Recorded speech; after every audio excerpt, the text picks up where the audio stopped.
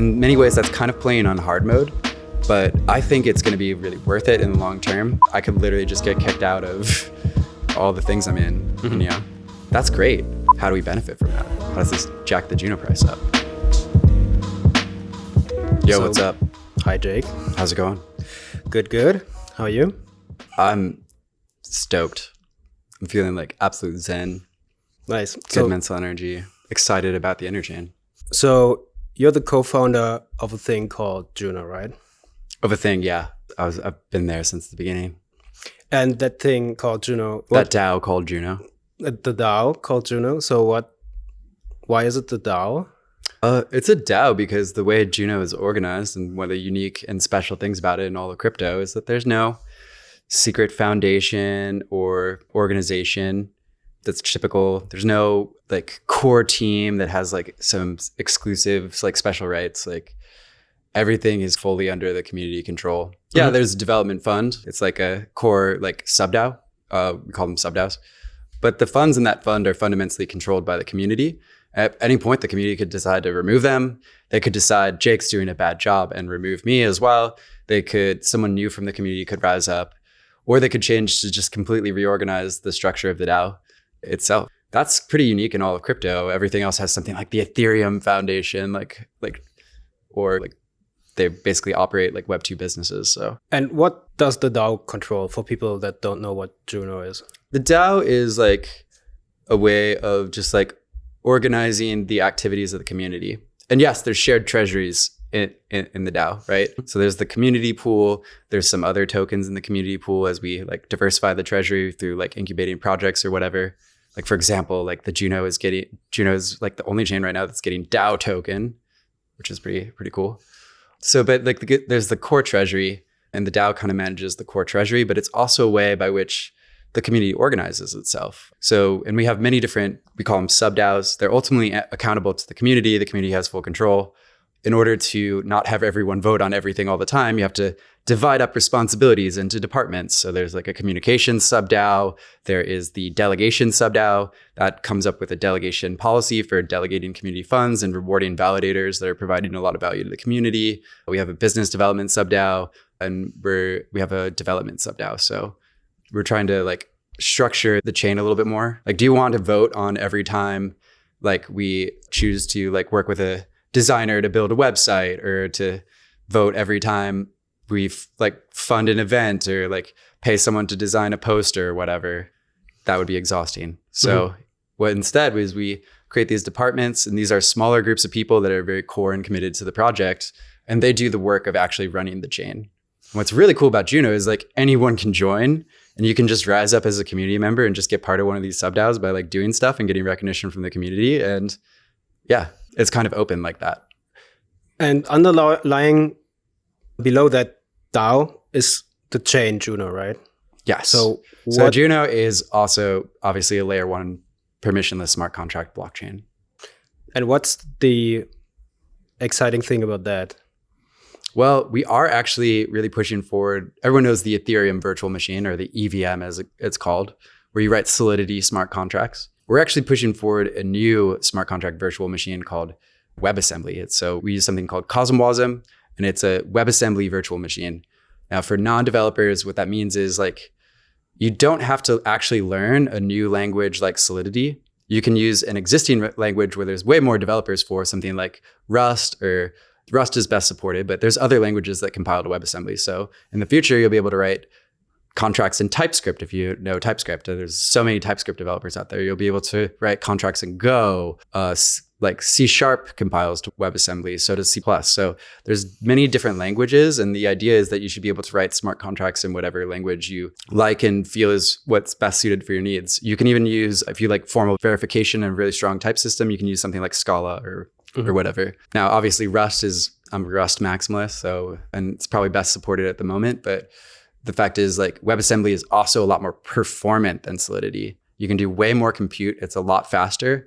And a lot of people don't know this, but in like 2016 and 2017, Vitalik was talking about Ethereum actually switching over to like a EWASM, as it was called then, because they realized the benefits of WebAssembly as a technology. It's very performant, it's very safe, it's very fast, a lot faster and safer than the EVM. Okay. But there are also like other smart contract chains on Cosmos or in the Cosmos ecosystem? Well, now there is. I mean, when we started, we were like the first chain to use like the mainline version 1.0 open source version of CosmWasm.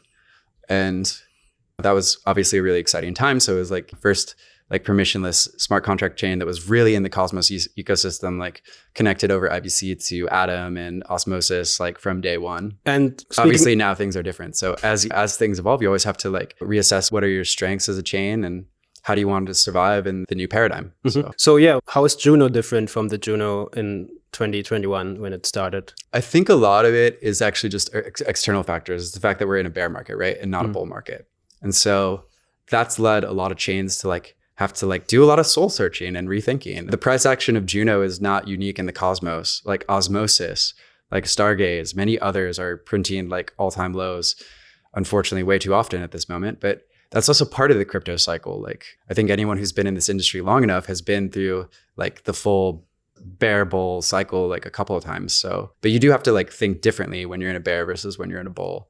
And certainly the interchain ecosystem is also evolving, and we need to think strategically like in light of that, basically, which I'm happy to talk about a lot more. I have a lot of thoughts on that topic. But Juno, now you call it the incubator of the interchain. Yeah. But back in the day, that wasn't the case. Like the narrative, not only the price action, but for like the narrative in the early days was like permissionless cross-chain smart contracts, right? One of the best things about CosmWasm, another advantage it has over Solidity is you can actually write IBC protocols natively in CosmWasm.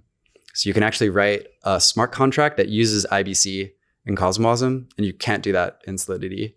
And so that's really cool. You can create these kind of like interchain protocols that like control accounts on other chains, or that could stitch together a bunch of DeFi protocols across the interchain. And so that was really the early selling point of it. Now, it always takes a while to develop a whole new ecosystem, right? People that weren't there don't realize that Ethereum was largely an empty ghost town that was basically mostly ICOs for years.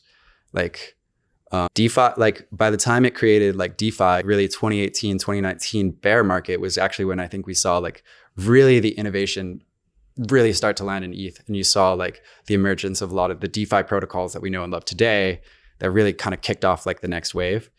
2018, 2019, ETH started in 2015. So it's a decent amount of time between like launch and then like getting out like the initial like set of applications that really made the difference. I think we're moving on a little faster time frame, but it takes a while to build out a new ecosystem of developers and get things to the point where you don't have to write everything from scratch. The great thing about developing on Solidity today, in fact, like I think the only great thing about developing on Solidity today is copy paste ability. Like you want an NFT contract? Well, search for one, copy paste, right? I mean, we have NFT contracts as well. We're slowly starting to get to the same point where we have copy paste ability. Obviously, EVM has a big head start, so we're really getting there. And what's really exciting about more chains adding support for CosmWasm is that means the developer community that we've created on Juno is actually much, much more valuable. But that also means that like back in the day, it was completely about CosmWasm and permissionless deployment of apps, right? Yep. And now it shifted to that. I mean, we still do those things, right? Of course, but of course, like it's not enough right other now, people right? are doing those things, right? And so we have to take advantage of what our strong and unique points as a chain are. I think is one of the unique points of our chain is that we are a DAO, and that in many ways that's kind of playing on hard mode. But I think it's going to be really worth it in the long term if we can build that sort of self-organizing community. Sometimes it's nice to be a project like Say, where you're kind of organized like a traditional, like almost Web 2 business. You got the core team. They've got like $150 million of VC funding. And that's great. What the kind of innovation that can come out of a DAO is very different. DAO, for example, is a really great protocol that was like incubated on Juno. And it would not have come out of any other chain, right? Because in many ways with Juno, we were forced to create good DAO tooling because that was the only way that we could actually effectively self-organize. And I think we're going to continue to lead on the governance front. And I'm not going to say that everything is perfect. We've definitely made mistakes. That's what happens when you're making decisions and you're experimenting and you're trying new things. And if you make a mistake, you're like, well, that was a mistake, and you learn from it and you do something to fix it and you move on. Like mistakes happen, you fix them and you move forward. And I think that we've like learned a lot of things and actually pioneered some concepts that are starting to get talked about all over. Like everyone's talking about sub DAOs now, and we were doing like subs many, many months ago. we're working on like a whole new Juno constitution. We have a core working group of a lot of diverse group of projects, economics-minded people, business-minded people, like communications-minded people, obviously some developers as well, like a really broad group of like almost 30 people that are working to like figure out some good like Juno reforms, like how we want to restructure the DAO, what kind of policies do we want around funding projects, things like that. And then we're also going to keep pushing forward on governance with like DAO. We're actually going to use DAO for like a lot of the on-chain governance activities at Juno, because people need a great UI. People maybe want to like not have to make so many like high-level decisions. Maybe you're a validator and you just want to vote on software upgrades. But maybe you also care about communication stuff, so you kind of want to weigh in there. Or maybe you want to like, you care about project funding and you want to participate in project funds and not just participate by voting on how community funds are used, but maybe you want to contribute your own funds to projects. Like the definition of community investing should be much broader than it is. It's not just community pool spend. With Juno, we want to create like a culture of really strong community of not just developers, but like end users that are really excited about these projects and are eager to try new things first, and also get the chance to like potentially invest in some of these as early as possible. So we have a lot of work to do, but I guess to get back to your core question of like, how do we strategically position ourselves in a world where block space is cheap? Like there are so many permissionless chains, right? There's like a lot of permissionless CosmWasm chains, and there will be more. And how do we make that a world where Juno like actually succeeds and is the heart of a lot of innovation? And I think that's actually possible. And the reason I think that is I kind of went through the first, like I was there from pretty early days in like Ethereum, and I saw ETH go through the same thing. There's many EVM chains, right? But part of it is like developer culture and like creating that culture of developers that are creating the next generation of protocols, and creating the culture of also users that go to the chain that's innovating, the chains that's like really pushing the boundaries. A lot of the permissionless CosmWasm chains, they're just kind of partnering with like things like Astroport and stuff. Astroport's great, but they're not necessarily like building up an ecosystem from the ground up. And what we have the advantage of, because we've been around for like so long, like we've had people trying to develop applications on Juno for like 2 years now.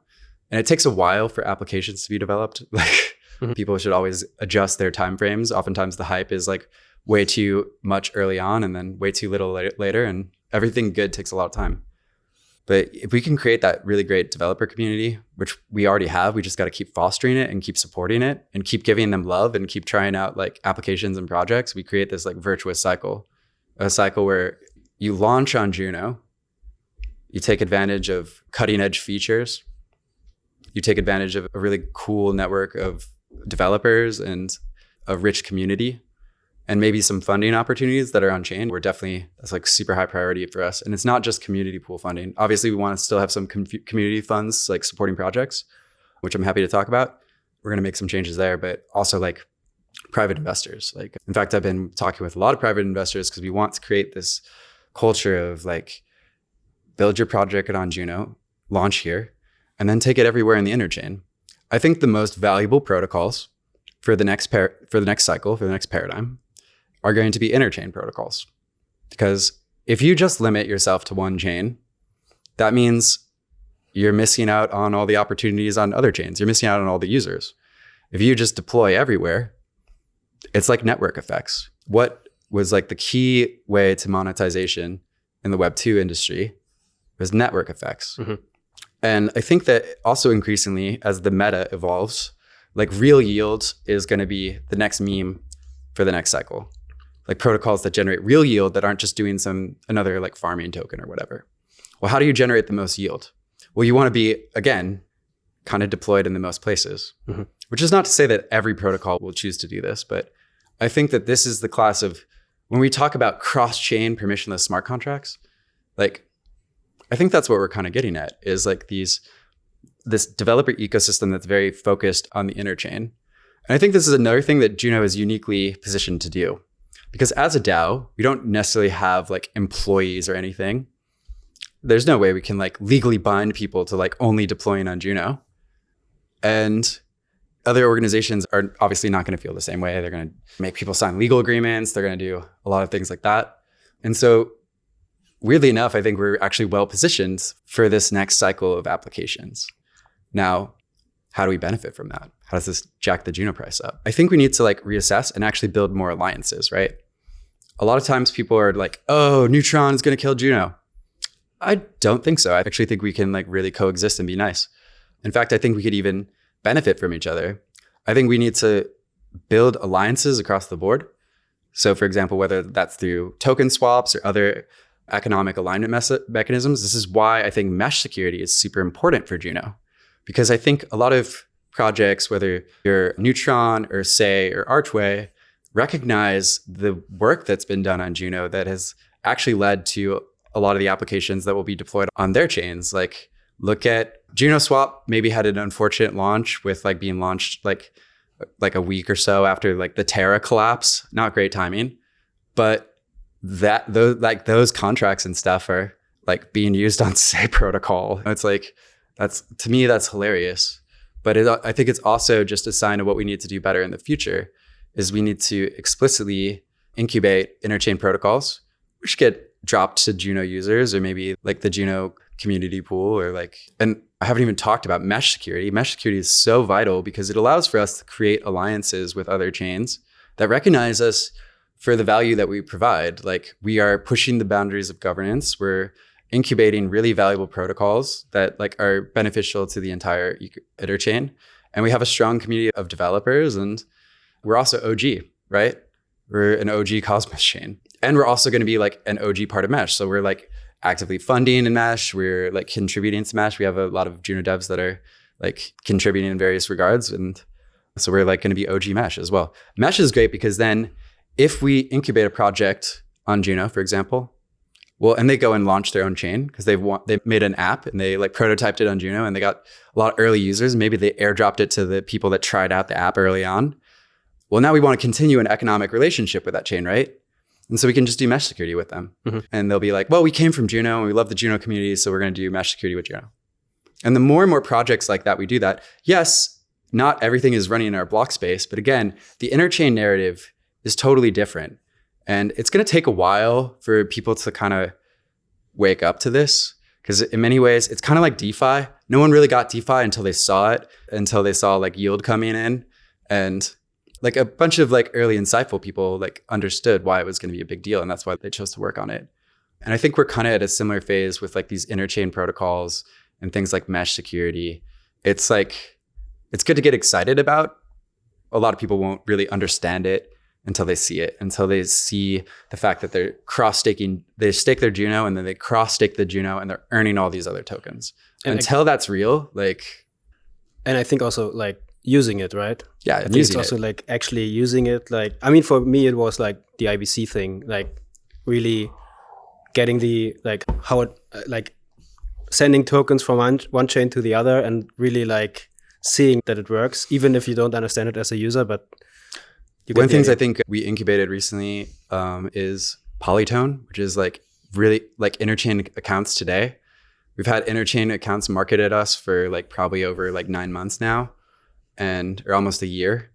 And what have you ever done except for like liquid stake some tokens on Stride? We have real interchain accounts that are ready today, pending smart contract audit finalization, which should happen like next week. They're ready today. And that actually allows the Juno DAO to spread its fingers all over the place. So imagine, why do we always have to think of, we're always in the last cycle. Everyone's always thinking about the last cycle. Why do we have to imagine that the Juno DAO only exists on one chain, right? Like we always think about the community pool. Well, stuff like Polytone and interchain accounts, we could actually have accounts on a bunch of different other chains in the interchain.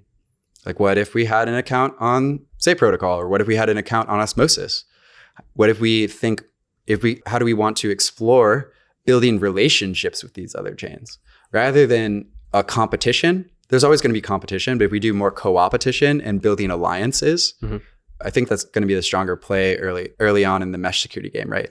We want people to create to enter a mesh security agreement with us. We want to partner with more people. One of the issues with Juno has been liquidity.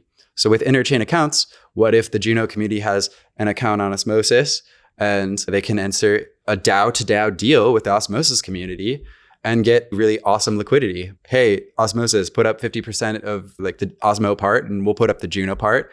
And then we'll split the rewards like evenly and account for whatever slippage or impermanent loss there is. You work out a DAO deal, which is a lot of work, but I think that's kind of the open-minded possibilities that I think will make the Juno DAO like an unstoppable like kind of force in crypto. And yes, there are challenges. There have been a lot of challenges along the way, but it's important to still like not lose the big picture, to not throw the baby out with the bathwater. Like there's still some awesome things about Juno that make it really unique as this like community kind of run chain, like a chain where I could literally just get kicked out of all the things I'm in. And, you know, that's great. That kind of accountability just doesn't happen like really on any other chain. And that's what I think real decentralization is. And there are challenges in being a DAO, but if we can overcome those challenges and build DAO culture and decentralized culture on Juno that's very much aligned with the Interchain, if we can think a little bit differently and have it not just to be about our block space, and yeah, obviously we want people to like deploy apps on Juno and stuff like that, but we don't think about like everything has to be on Juno. And if we think a little bit more open-mindedly and start ideating on not what was popular last cycle, but what the next cycle is going to be, which I really think it's going to be the Interchain paradigm, right? What is successful in the Interchain paradigm will not be what was successful in the multi-chain paradigm. In the multi-chain paradigm, we had all these silos and we had like really shitty bridges between them. So there's like not very much composability you can do. But today, I just announced Interchain DAO as a gateway. You can have a DAO that has an account on Osmosis and you can instantiate smart contracts over there. You could have a DAO on Neutron, for example. Like we'd have the Juno DAO or another DAO could have like, they could actually have their DAO on Juno and then like deploy their protocol everywhere in the Interchain and then have the rewards like flow back to Juno or whatever. It's like the kinds of like possibilities that are opened up by IBC and this like cross-chain paradigm, people just don't get it because it's still just super early phase, right? But I think we're honestly at the phase where people were throwing around like a lot of the ideas and blog posts around DeFi. We're seeing some of the very first like Interchain like kind of strategies and applications. Like a really popular one is Outposts, right? Like having like outposts on many different chains. Like Mars Protocol is pioneering this, even though they only have an outpost on Osmosis. I imagine there's going to be more. White Whale is also doing this, where you've got like a. So what are outposts? Like what? Like I can also use apps on other. Like I can't just open Mars and do stuff there. Why do I need an outpost for things? Well, because you want to go where the liquidity and the users are, right? How is it different for users then? The experience of an outpost. I don't think they even have to know about it, right? But the fact is, like, I think, say, community, Osmosis, like Juno, there's some crossover, but they're all different communities, right? And so there's like different like groups of users. They're going to be like there, right? And so if you want to be discovered as a protocol, if you want to get the most liquidity, the most fee revenue, like if you can tap into this user group A, user group B, user group C, and then you can use Interchain accounts to like seamlessly manage all that and make that flow back to a central DAO, which could be a DAO on Juno, or it could be an app chain. That's like a much more valuable proposition. Like how do people even discover Mars Protocol? People might not have known about it unless you were like, maybe you were part of the early Terra community, so you knew about it, but not as many people might have known about it if it hadn't had an outpost on Osmosis. Like if it was just another chain, like, oh great, it's another chain. They probably had, some people would have discovered it, but because all the Osmosis users are like, wow, now we have this thing on Osmosis that we can use. They all got excited about it. I think it's going to be true like that for many different types of protocols. And there's a lot to think about in terms of like the business models. But again, if real yield is the meme of the next cycle, like the narrative for the next cycle, how do you get the most fees? Well, if you limit yourself to one chain, that's great, but you're missing out on a lot of potential fee opportunities. At the end of the day, and maybe this is controversial, but I actually, if projects are incubated on Juno and we get a portion of their tokens somehow, or they airdrop to the community, I actually don't care if they use Juno block space. The community is benefiting. The treasury is being diversified. Juno holders are getting additional like tokens that they wouldn't have got before. And whether or not it actually uses the block space of Juno, all I care is number go up, right? That's it. And I think that if we become a little bit more open-minded and not trying to control everything, like I don't think that there's any way to like completely protect and prevent another project from like hopping to another chain. Because what will happen is, even if it's closed source or whatever, if it's successful, people will just copy it and launch a competitor, right? And so again, the meta of all this is changing, and a lot of this is probably sounds really foreign to a lot of people, but Interchain is the new paradigm. And I think that Juno will be a leader in this space because it's a DAO, and because it's like, I think we have the chance to be like a little bit more open-minded about the future. So yeah, I think we got some exciting things coming. One of the things that I'm really excited about, I know I'm rambling a little bit, but Leet Society, or 1337 Society. So we're actually starting, I believe, the first developer DAO in Cosmos. And it's organized around a guild structure. So you ever heard of like medieval guilds or whatever? It's an old system. You have masters, you have journeymen, you have apprentices.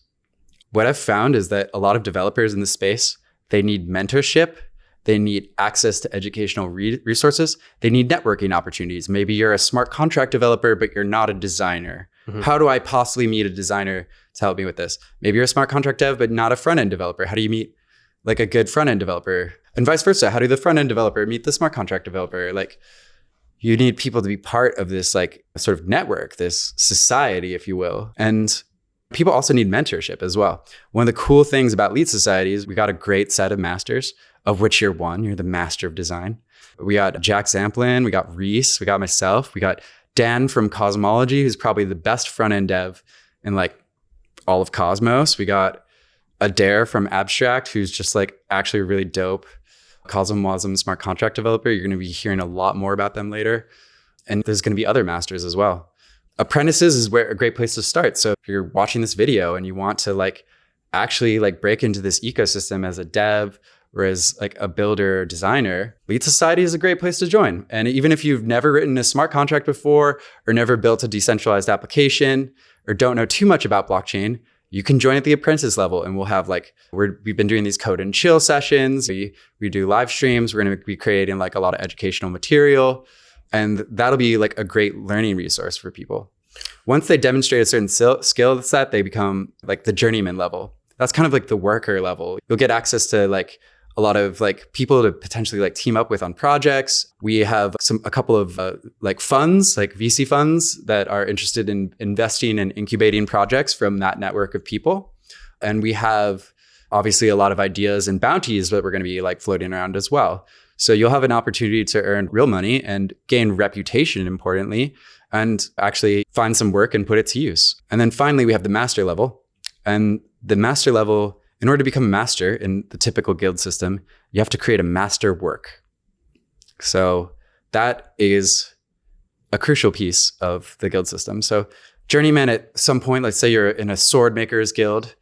Normally your job is to make just like swords for plebs, and they're not very fancy or whatever. To become a master, to demonstrate mastery of the craft, you make this beautiful, like ornate, like super well crafted sword to like show that you are a master of the craft. And I think we sort of expect the same thing from our journeymen. We expect them to launch a project that people find useful and love. And then welcome to the Master League.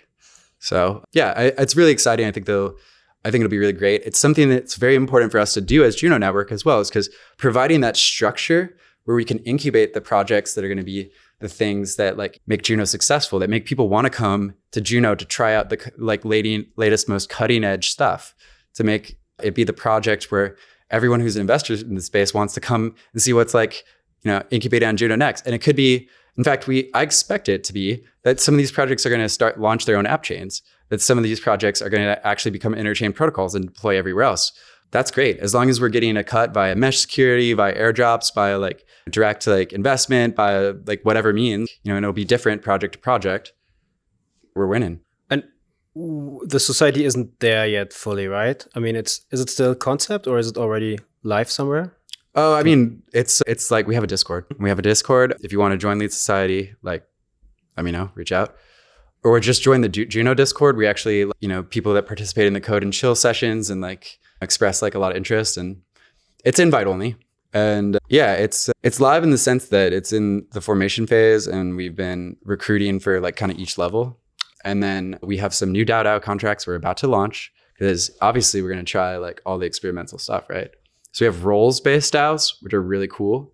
Everyone's going to get like a cool little role, NFT role with some sick art. We're still working on the art. And yeah, we're going to be like using some new DAO tooling for that. And let's jump back to Polytone.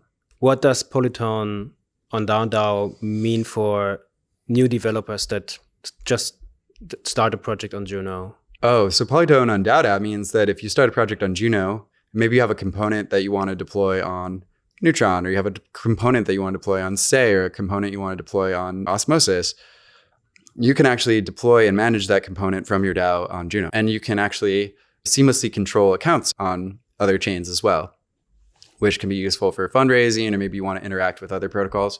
What I think is really interesting for smart contract devs to check out Polytone for and to build on is that Polytone enables, for the first time, that seamless cross-chain composability that we've always been about at Juno. It wraps together interchain accounts and interchain queries. It has callbacks, and it works with smart contracts. And believe it or not, the current interchain accounts implementation in the Cosmos SDK has none of those things, and it doesn't really work that well, which is why you've not seen any applications like the one I showed off today at Gateway, where you just can seamlessly have a UI that's controlling an account on like multiple different chains. Now, what can you build with Polytone? What can you build with powerful ICA and like interchain queries, like all in the same nice little CosmWasm interface? You don't have to build custom protobufs or whatever. You can use nice JSON, great, very simple, very easy to use. What you can do with this? Maybe you want to build something like Yearn Finance for the interchain.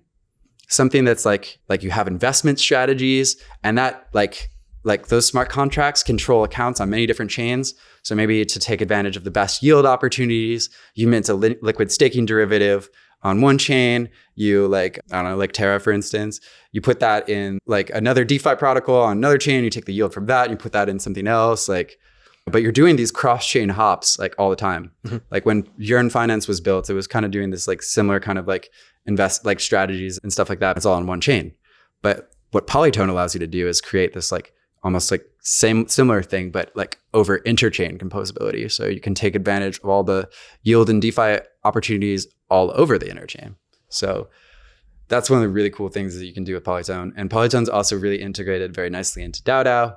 Again, we want to make Juno a really easy place for launching projects. So, we have like a lot of the best DAO tooling in crypto. We're going to be continually like building like kind of new features, new DAO features for Juno. And they're always going to be on like Juno first, basically. Like Juno is the experimental chain. So it's like, it's important to make sure that like we just keep innovating and pushing the boundaries. So we're going to have like some really awesome fundraising tools and things like that. And the other thing would be, so Juno is pretty like heavily connected with DAO. I mean, in the sense that DAO launched on Juno. But from your perspective, what are the benefits of launching on Juno and Juno having DAO? Like, how can projects evolve differently than on other chains because DAO is there? I mean, it's because every new feature we add to DAO, and again, like Juno is always going to get the latest and greatest DAO features. Which is like, we might have like some DAO tooling on other chains. If, again, interchain strategy, if we don't do that, someone else is either going to fork our code, which has already happened, and just deploy it and then not bring revenue to the DAO token, right? Of which Juno is like the largest stakeholder. So like Juno has ownership of DAO, like, or substantial ownership of DAO, like, and vice versa. So it's important to like build the tools that people really need to launch their project. And DAO already offers like some really great tooling for this. You don't have to build your own governance contracts.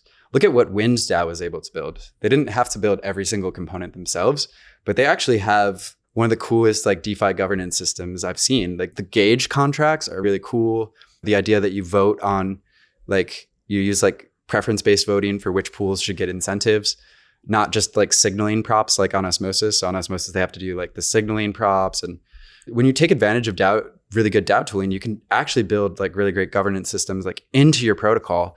And again, you don't have to like actually code all that stuff yourself. And one of the cool things is you don't even have to worry about building a custom. You can build a custom UI for it, right? You can build a custom UI on top of DAO. But you can also just like, while you're just starting out building your DeFi protocol or game or whatever, you can just fall back on using the DAO tooling as a default UI to just do your business until, you know, you're ready for like the next steps. So it really saves a lot of time and effort, and governance is really essential to a lot of different things in crypto. Now, obviously, we're not going to stop there. There's a lot more like features coming, like fundraising tools, I think will be another like really important and awesome thing for projects. A lot of people are also starting to like integrate DAO on Juno for various things. I believe there's a DAO run ETF project that's coming out soon, but you know, so like, again, yeah, it's great tools. And like I said, like Juno will always probably get like the latest and greatest of the DAO tools. It's like, but why do you think projects even need that social component? Like DAO is basically a social operating system, right? Most projects oftentimes like need, like maybe you just launched your project, right? You didn't get your smart contracts audited. Maybe you couldn't afford it. Maybe you're just being bootstrapped, or maybe that's like not that high risk. And so you decide to set up an admin for the smart contracts. Well, without DAO tooling, you're going to make that one person. But with DAO tooling, even though you might not have the community use DAO, you can deploy that contract and have an admin of like 7 people, the 7 like core people of the project. And then if there's like really an emergency, like, oh shit, we found something. Well, then you've done it in a little bit more. It's not perfectly decentralized, but it's a bit more decentralized. It's better than just giving it to one person, right? There's unfortunately like a lot of Ethereum protocols where there's like one account that like deployed the thing and has the, so great DAO tooling is like, I think just like super vital for just running the like day-to-day reality of projects, and whether or not you want to like build your community into it. I mean, there's a lot you can do with like NFT DAOs and stuff. It doesn't always have to be like developer focused, right?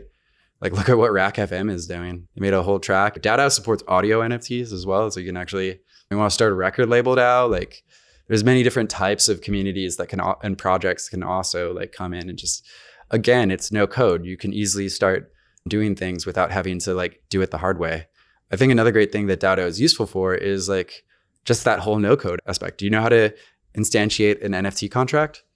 Well, actually you do. You just go to the DAO UI, you go to the me page, go to transaction builder and go to create NFT contract. And then there's like a little like UI widget. You press a button, you fill out like your form, you upload an image to IPFS.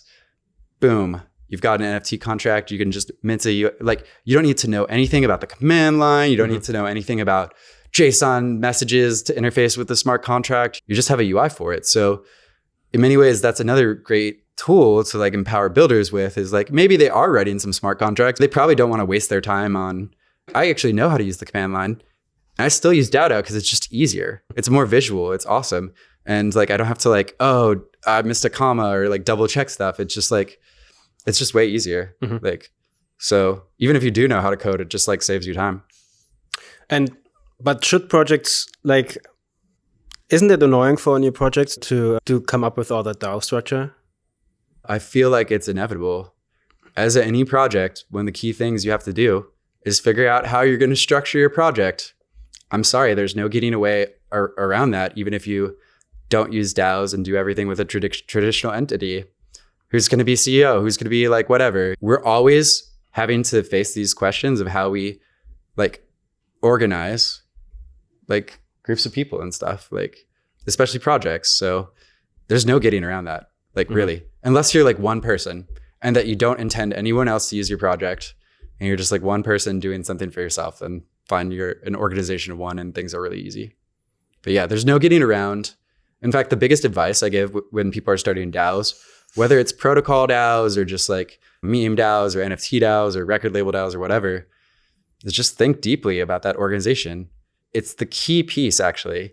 Don't let the tooling and the technical stuff like distract you. Like a lot of things are really possible with DAO, and I'm usually happy to sit down with teams and talk about like, okay, what structure did you have in mind? Here's how we can recreate that. Unlike a lot of DAO tooling in crypto, DAO can actually really recreate very complicated governance structures. I mean, look at the corporation, for example. I think we're the only DAO tooling that's like publicly open that has like sub DAOs and stuff with like nice, easy to use UI. You can create this nice hierarchy of stuff. We also have Authz. For people that don't know what Authz is, it's authorizations. It's fine-grained permissions. So I want to give you permission to spend up to $1,000 from the DAO treasury. That's a common, it's like a corporate expense card, right? It's like only up to $1,000. You can't spend that. You only have that limit, but you can vote as a DAO to give you a permission, and you might use that to like pay for some posters or do some expenses for the contracts. Again, it's all on chain, so we can transparently see kind of what you're doing. That's good. Checks and balances, great. You can do more fine-grained stuff too. Like, for example, one of the things investment DAOs will run into is, let's say you have a 5-day voting period and you're a big investment DAO and you're going to do like $1 million swap. Well, now people can kind of see that like on chain that it's going to happen. And maybe you've set up your DAO. There's a way to quicker voting, but like maybe you've set up the DAO so it's like a slower process. Now everyone sees that big swap that's going to happen and they decide to like dump before the swap happens, right? What you could do instead is you could actually pre-authorize a message for the swap for like to an individual user or like a smaller multi-sig, right? Like if a bunch of people are in a Telegram group and they're like really ready, they could pass the proposal in like 30 seconds, right? We're all just like ready there with like our fingers on the button, like, all right, proposal submitted, go, boom. You could grant an authorization to a sub-DAO or to an individual if you really trust that individual to make that swap, and you don't know when they're going to make that swap. They just have the ability to swap tokens. And they might buy tokens. You don't know how they're going to act. And you can put limitations on that too, like how many times they can call it, what the amount of funds are to use. Again, it gets into the hard problems of organizational design, and there's no getting around those. Every organization has to like kind of figure out these things from the ground up. And what I advise people is look at existing organizations and try to borrow as much as possible from that. Because usually existing organizations are a great way to learn stuff. So speaking of Juno, what is from your perspective, like for completely outside people that come from Solidity, what's the stuff, how should people learn, like where should people start when they want to experiment with Juno? Like developers. Yeah, developers. So when developers want to experiment with Juno, there's a couple pathways, right? If you're a front-end developer and building like beautiful like applications that people want to use, which is a super important part of crypto development, and if not the most important part, like smart contracts don't exist if they don't have a UI, just fundamentally. So if you want to take like the front-end kind of track, you don't actually really need to learn that many skills. There's not actually too much new stuff. There is some new stuff. The best way is to like join the community and start learning as much as you can about crypto and what type of thing that you might want to build. And this is also maybe to network with like the other part of the equation, which is like the smart contract developers. And if you're a front-end developer, you might want to learn some basics of smart contracts. You probably don't even have to write that many. You can just literally, there's a lot of already existing smart contracts. So a lot of the art is just creating really great UI on top of those like existing smart contracts. But it's important to get into the ecosystem, to start talking with other devs, to maybe join something like Lead Society. So, you can maybe get some idea suggestions or get some mentorship or learn about the parts of like how to connect a wallet. It's actually not that hard. And there's a lot of open source code already that does exactly that. So you can just, if you're a React developer, you just copy paste the open source code for connect wallet component and bam, you're now a dApp developer. Great.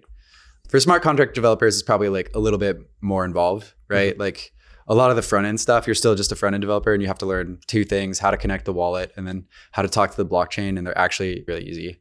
It's just using another JavaScript library, and there's a lot of great open source components. So actually really easy if you're a front end developer. Smart contract developer is a little bit more tricky.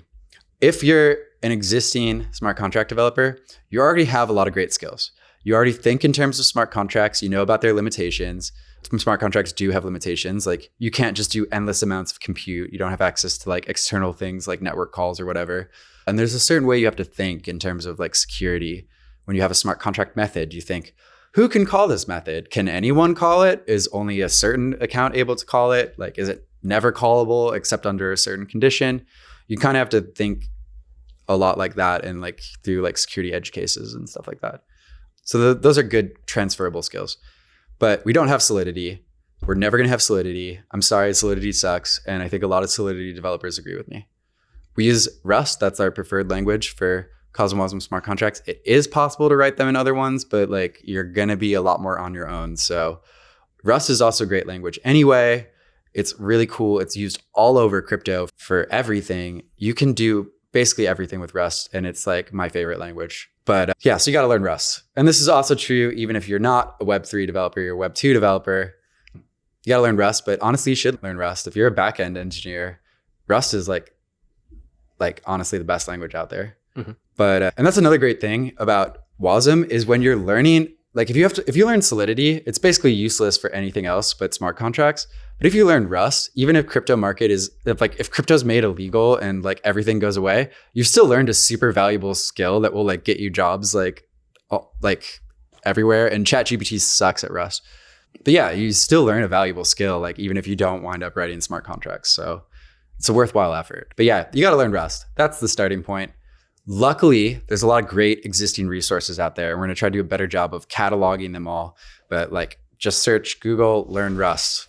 And then there's a ton of great resources depending on your learning style. If you prefer to read through documentation, if you prefer great YouTube videos, there's a YouTuber I love, Let's Get Rusty, makes great YouTube videos, really digestible, short form content. You kind of go at your own pace. If you're the kind of person that just wants to dive in and pick apart code or like go through like challenges to like learn all the different features. There's some GitHub repo called Rustlings and do Rust challenges.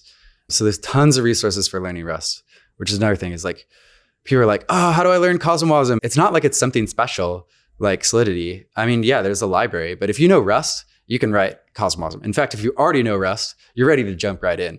Mm-hmm. And then there's not actually too many concepts to learn. There's a few, but I think they're pretty manageable. You do have to learn how to think like a smart contract developer. If you're already like have some experience in programming, I think you'll do okay.